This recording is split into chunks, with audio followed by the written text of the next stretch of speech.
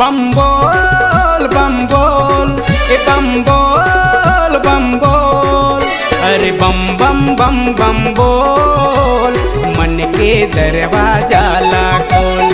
बम बम बम बम बोल मन के दरवाजा ला खोल। भोले आए है सावन के महीना बजा ले नगारा यो ढोल।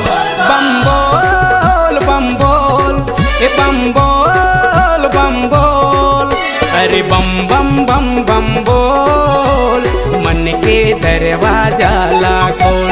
बम बम बम बम बोल मन के दरवाजा ला खोल।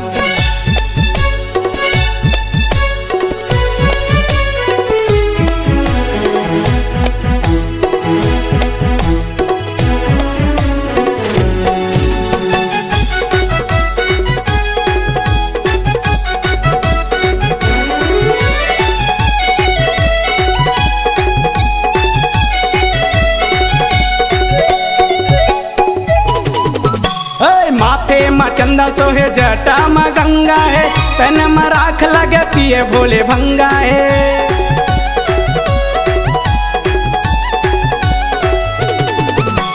गले में नागराज हाथ में त्रिशूल है चनादार बेलपति में भोले है चंगा है। चनादार बेलपति में भोले है चंगा है।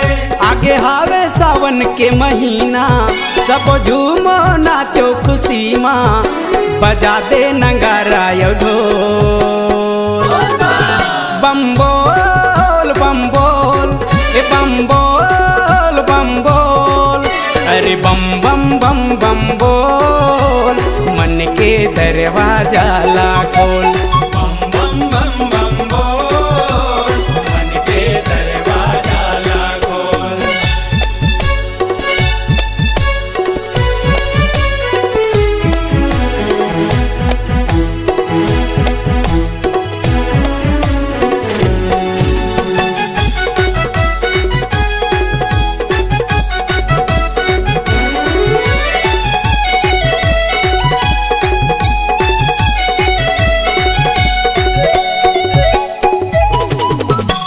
बैठे है पर्वत में बघवा के छाला है और भोलेनाथ के रूप विकराला है।